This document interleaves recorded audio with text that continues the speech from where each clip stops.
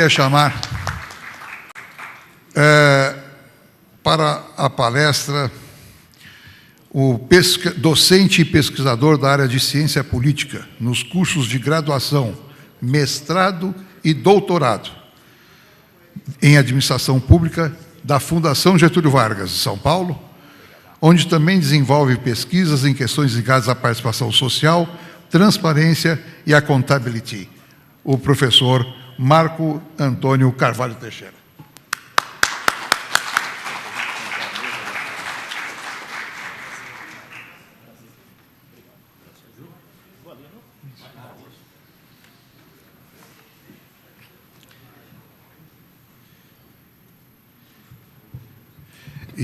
Professor Marco Antônio, eu peço desculpas de termos acabado atrasando tanto. Eu sei que você estava dando uma entrevista ao vivo à Rádio CBN, mas não encurte a sua apresentação. Tá bom. Nós precisamos muito da sua sabedoria aqui. Bom, muito bom dia a todos os presentes. Tá? Queria aqui, em nome do Antônio Carlos, se me permite a informalidade, tá? Saudar a todos, agradecer pelo convite.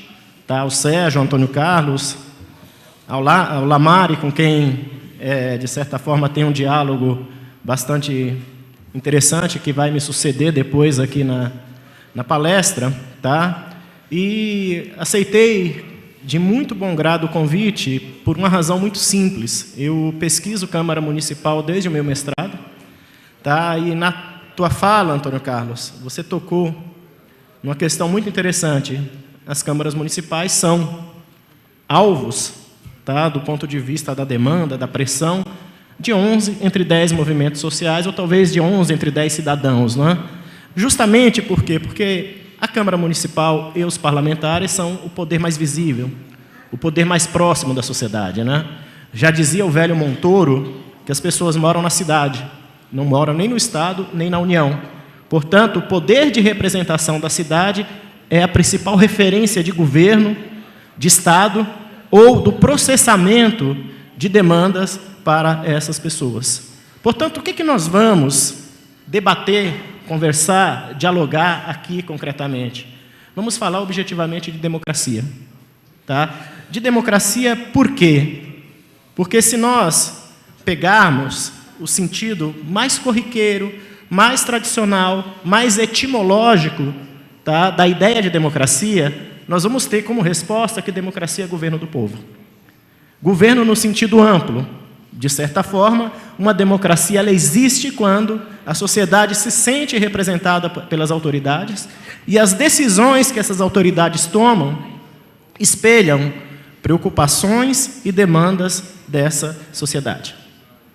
Só que, pulando para o nosso tempo contemporâneo, o que nós percebemos concretamente? Que o sistema de representação, da maneira mais convencional como ele foi edificado, não responde mais a uma demanda fundamental, que é uma relação mais horizontal e mais profícua entre parlamentares, autoridades e cidadãos. Uma vez que o sistema de representação não responde mais, e nós podemos atribuir isso a diversas questões, uma delas a variável do tempo, ou seja, as pessoas não dispõem de tempo para poder acompanhar fisicamente a atividade dos parlamentares, para poder estarem fisicamente a todo momento, tá, nos órgãos públicos. Elas precisam de ferramentas que permitam que, mesmo à distância, elas se sintam representadas, ou elas possam monitorar a atividade daquelas pessoas que elas elegeram para tomar decisões em nome delas. A provocação que vocês me fizeram aqui foi falar de ouvidoria. E aonde eu contextualizo a ouvidoria? Eu contextualizo exatamente neste espaço. No espaço entre as autoridades públicas e a sociedade, em que este órgão ele é criado exatamente para escutar a sociedade nos seus mais diversos tipos de demanda, que pode ser uma denúncia, pode ser um elogio, pode ser uma sugestão, e pode ser, inclusive, uma crítica sobre determinada ação ou política pública que está sendo desenvolvida. E, de outro lado, esse órgão público, quer seja ele qualquer órgão do poder do Estado, ao escutar essa sociedade, via ouvidoria, ela tem consigo, ou este órgão tem consigo, um poderoso instrumento, no mínimo, para melhoria de gestão. Ou seja, se eu tenho, via ouvidoria, um conjunto de demandas que expressa meus limites de atuação, eu devo olhar com muito carinho para esses conjuntos de demandas, não apenas para atender individualmente aquele cidadão, mas para fazer com que a demanda por ele apresentada seja corrigida como ação do Estado e esteja disponível para o conjunto da sociedade.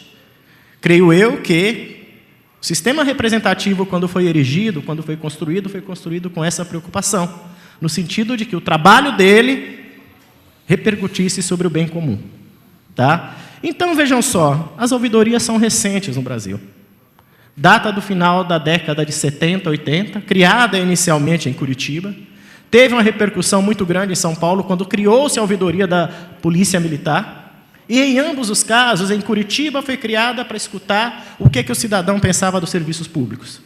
E na ouvidoria da Polícia Militar do Estado de São Paulo foi criada por uma razão muito simples. O cidadão que sofria com excessos policiais só tinha a delegacia como porta de entrada para reclamar desses excessos.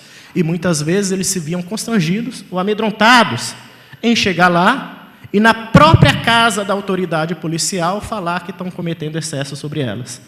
E a ouvidoria da Polícia Militar representou uma mudança de paradigma, onde a partir dali mudou-se toda a abordagem policial que se tinha com relação ao cidadão e, obviamente, que, ao saber que uma ouvidoria trata especificamente deste tema, isso criou também na autoridade policial, tá, uma forma de abordagem onde a ideia de autoridade estava balizada pelos limites do respeito ao cidadão.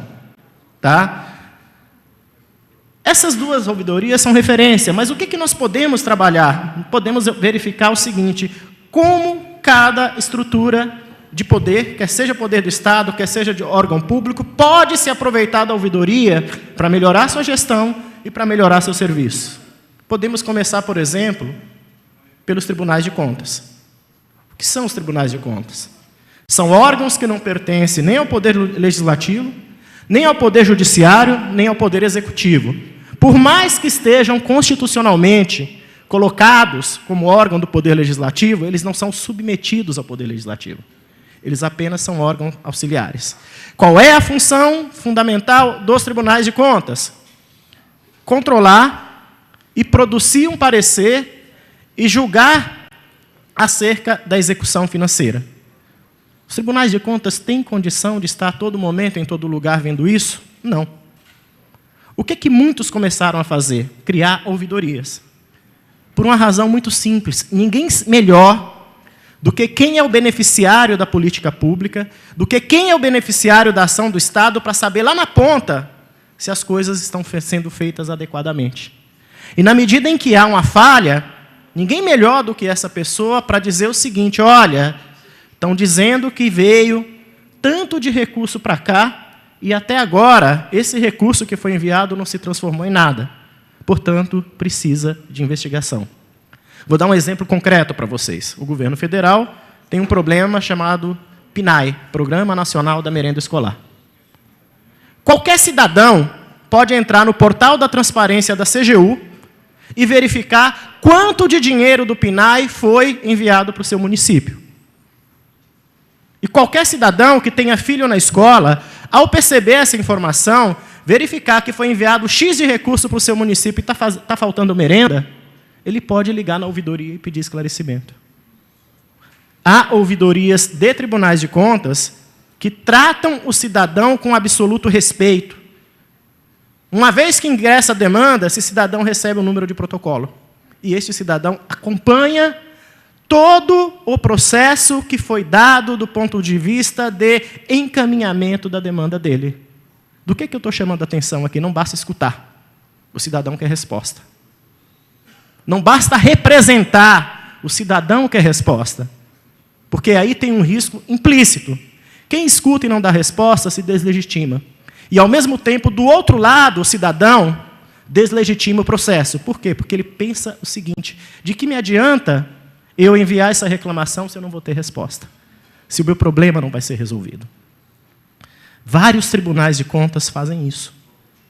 Experiências significativas, inclusive em tribunais de contas subnacionais, que aqui eu relato, porque foi parte de uma pesquisa que eu fiz, como no Ceará, em Pernambuco e no Rio Grande do Sul, tá? Tem sido desenvolvida no sentido de levar a ouvidoria à sociedade. Criar ouvidorias itinerantes e divulgar nas regionais desses lugares para a sociedade que, em determinada região, a ouvidoria vai ficar uma semana para escutar da sociedade como que ela está vendo a execução de políticas públicas ou mesmo o trabalho do próprio Tribunal de Contas. Tá? Essas são mudanças pouco visíveis, pouco repercutidas pela imprensa, que estão ajudando a melhorar muito a nossa estrutura de Estado. Também posso falar de ouvidorias do Executivo. Eu falei aqui da ouvidoria da Polícia Militar.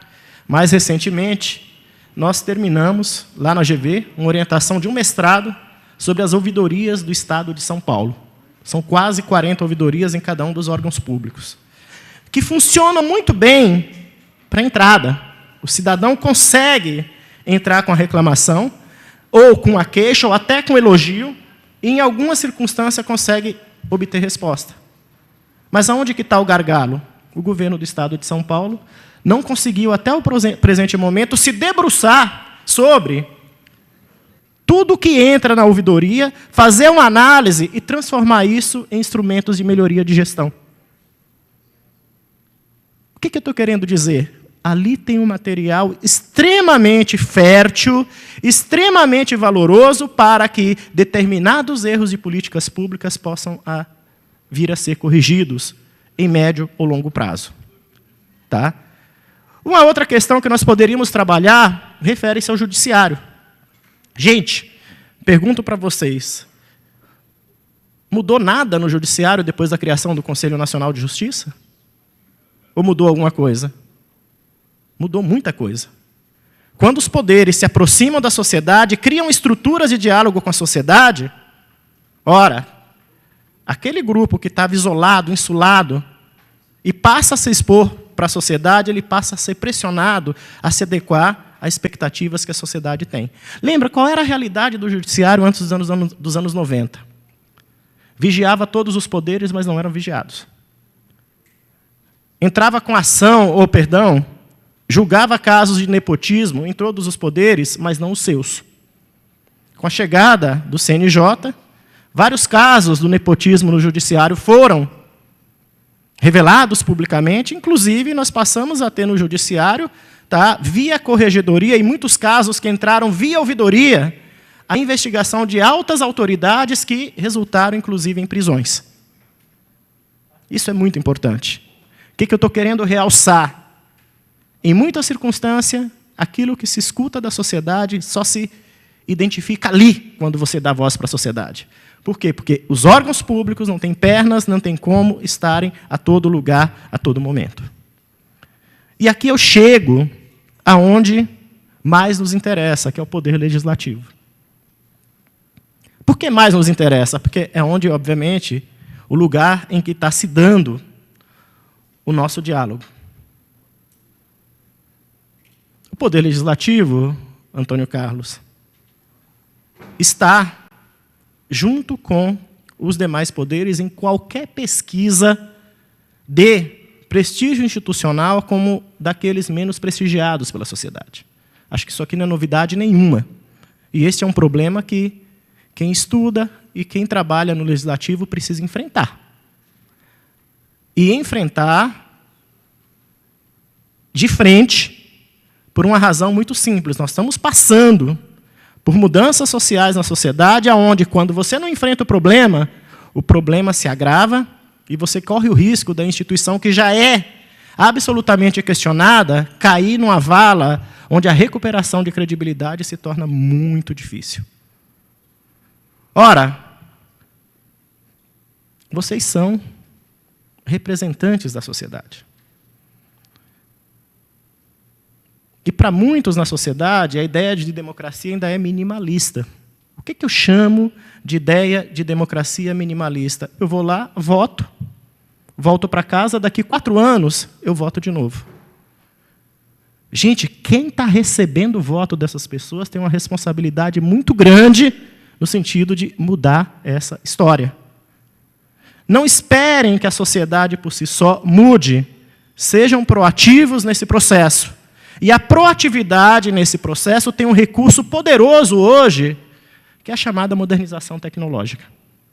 Ora, as redes sociais, em junho do ano passado, mostraram o divórcio entre Estado e sociedade. E aqui eu estou chamando de Estado tudo que cabe nele. É executivo, é legislativo, é qualquer tipo de instituição pública. E o grande questionamento era, não nos representa. O que tinha por trás de não nos representa? Não atende às nossas expectativas. E aí criou-se um vazio muito grande, que inclusive resultou em proposta de reforma política que não logrou êxito. E que parece que não teremos êxito no curto prazo.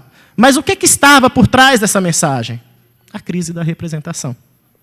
A crise da representação a ponto de ter um grupo razoavelmente numeroso na sociedade dizendo o seguinte: não queremos partidos, não queremos políticos.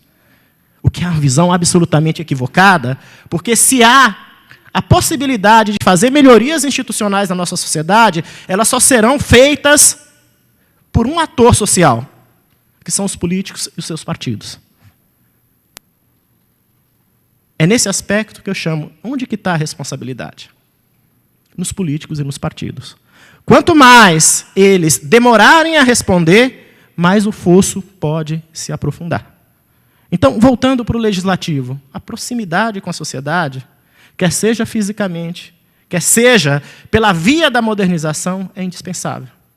Eu fico me perguntando o seguinte: vamos ter agora processo eleitoral nacional. Os partidos políticos vão discutir o quê? Programa de governo. Gente, qual partido político que discute programa para o legislativo, publicamente? Quando eu chamo publicamente, é sair do papel e ir para a sociedade. Olha, nós pensamos isso sobre o legislativo, nós pensamos isso sobre o papel do parlamentar. Me desculpe, é muito raro. E isso fica como responsabilidade isolada para seus parlamentares, que, obviamente, acuados pelo modelo de competição política no Brasil, que tornam, muitas vezes, parlamentares do mesmo partido adversários pela busca de um mesmo eleitorado, acaba realçando muito mais suas qualidades pessoais do que o que pensa em termos de mandato ou em termos de representação para a sociedade. Acho que essa é uma questão que nós temos que pensar urgentemente. O que nós pensamos do legislativo e o que nós propomos em termos de aproximação do legislativo com a sociedade. Olha, a estrutura da administração pública, de maneira geral, ela se descentraliza para aproximar os serviços da sociedade. Será que o legislativo não pode fazer o mesmo? De repente, você tem uma Câmara Municipal centralizada, mas, de repente, você pode fazer uma ou outra sessão itinerante numa determinada região que está sendo alvo ou objeto de uma grande discussão pública que pode alterar aquela região. E, para muitas pessoas, a Câmara Municipal não é apenas distante, mas algo que ela não compreende. Tanto que, posso estar equivocado, mas nos estudos que eu fiz para a Câmara Municipal, boa parte das pessoas que para lá se dirigem muito mais para pedir favores, para pedir que lhe atenda numa situação que ela está precisando do ponto de vista de auxílio, do que para discutir mandato ou para saber o que o parlamentar está fazendo. Reitero, estamos no momento em que muitos pontos de interrogação estão sendo colocados. Se respostas não forem construídas, sobretudo respostas construídas pela classe política, esse fosso pode aumentar. São raros, gente, os parlamentos que possuem ouvidorias. Talvez, provavelmente, porque tem uma natureza muito específica dos parlamentos. Ele já é, por si só, representantes da sociedade. Mas o que se precisa é perceber essa mudança.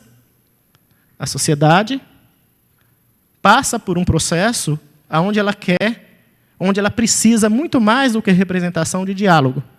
onde ela precisa muito mais do que representação, de entender o que está acontecendo, sobretudo na voz de quem são os atores protagonistas, que são vocês, que somos nós. Se esse distanciamento persistir, o risco para a democracia é muito grande.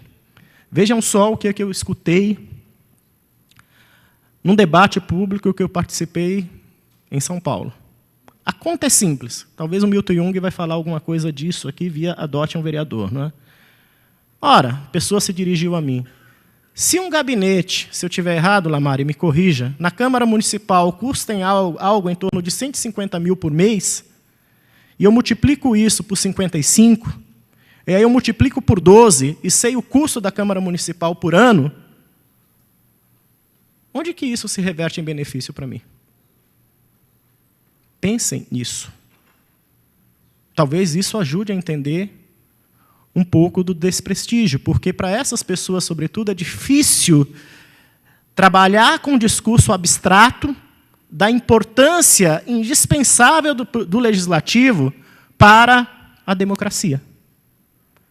E justamente por quê? Porque elas não veem retorno do ponto de vista concreto, quer seja em legislação, quer seja, inclusive, no controle do executivo.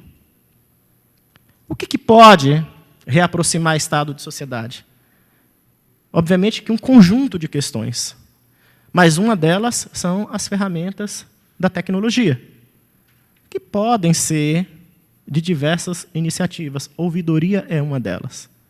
Mas, como eu disse para vocês, ouvidoria não é apenas escutar.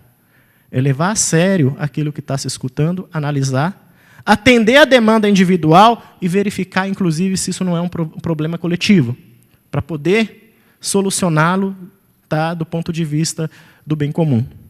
Outras estratégias, provavelmente, vocês estão adotando aqui já, mas talvez o que precise é publicizá-las mais e mostrá-las mais para o cidadão, que eles podem, sem sair da tua casa, por exemplo, sem sair da casa deles, por exemplo, saber qual foi o posicionamento de um vereador numa determinada matéria que lhe interessa. Saber qual foi o posicionamento do vereador numa determinada questão orçamentária que afeta a distribuição de recursos na cidade. Isso é importante. As pessoas precisam saber que a atividade parlamentar afeta o seu dia a dia. Muda a forma de viver dela. E que o parlamento é, por natureza, o poder da própria sociedade. É, por natureza, o poder aonde a sociedade materializa seus anseios e, obviamente, que recebe de volta sob a forma de decisões que produz bem comum. Reverter esse processo é algo extremamente desafiador. Mas não tem como reverter esse processo se não aproximar parlamento de sociedade. E aí a responsabilidade do parlamento é muito maior, porque a sociedade não virá se o parlamento não fizer esta ação na direção ou em direção à sociedade. O que eu estou querendo dizer aqui concretamente? Que a única forma de nós mostrarmos que Estado e sociedade são partes de um mesmo conjunto, não há Estado sem sociedade, não há sociedade sem Estado, é se as instituições públicas, sobretudo as câmaras legislativas, buscarem a sociedade como protagonista, buscarem a sociedade como sujeito, e não como objeto, que é a forma com a qual a sociedade tem se sentido. Tá? Então, finalizando, criar ouvidorias tem esse potencial. Dar autonomia à ouvidoria tem esse potencial. Porque não adianta você criar para falar que criou e colocar uma pessoa que vai estar lá só para atender determinados anseios e não para enfrentar de cara limpa os problemas que eles surgem, atinja a quem atingir. Assim como não se combate desvios sem alguma dor, tá? A melhoria da probidade na administração pública, a melhoria das relações entre Estado e sociedade, passa por um processo em que, por mais dolorido que possa ser alguns problemas, eles precisam ser enfrentados. E ninguém melhor do que vocês para fazerem isso, por uma razão muito simples. O mandato de vocês já dá legitimidade para isso. Justamente porque esse mandato foi concedido pelos governados. Ou melhor, esse mandato foi concedido pela sociedade. Recomendo a vocês que estudem experiências de ouvidoria. Entrem, por exemplo, no site do Tribunal de Contas do Estado de Pernambuco para ver a experiência de ouvidoria que lá se desenvolveu. Veja como a ouvidoria da Polícia Militar em São Paulo teve o impacto de mudar a forma de abordagem da polícia para frente. Ou vejam como a ouvidoria do município de São Paulo, recém-organizada, está dando resposta mais ágeis aos cidadãos. Se vai continuar, não sei. Mas garanto para vocês que não há um outro caminho. O caminho é restabelecer a conexão entre representante e representado, entre governantes e governados, e entre Estado e sociedade. E aí todos os instrumentos que tiverem no meio, ouvidoria, internet, portais de transparência, ou outros mais que me fogem à memória agora, eles precisam ser utilizados. Por quê? Porque eles possibilitam com que o problema do tempo do cidadão seja minimizado e, ao mesmo tempo, possibilita que vocês entrem na casa dos cidadãos. Algo muito difícil nos dias de hoje, justamente pela dinâmica que a sociedade nos coloca, onde o tempo virou ouro e virou algo extremamente custoso para cada um de nós. Por exemplo, um evento como este mereceria auditório cheio. E provavelmente muita gente deixou de vir, por quê? Porque tem tantas atribuições que precisam fazer escolhas. E eu não duvido que muitos vereadores deixaram de estar presentes aqui, por quê? Porque tem tantas demandas que fazer uma estaria em prejuízo de outras. Tá? Portanto, um evento como esse talvez também precise usar teleconferências, videoconferências e chegar mais próximo daquelas pessoas que, de certa forma, precisam deles para poder orientar seu trabalho junto à sociedade. Reitero, protagonista da democracia é a sociedade. Reitero, as autoridades públicas têm uma grande responsabilidade, inclusive de, quando precisa contrariar a sociedade, justificar por que contrariou. E explicar para ela que a decisão melhor a ser tomada não era aquela que ela esperava. E a ferramenta e a tecnologia também permite isso. Eu paro por aqui.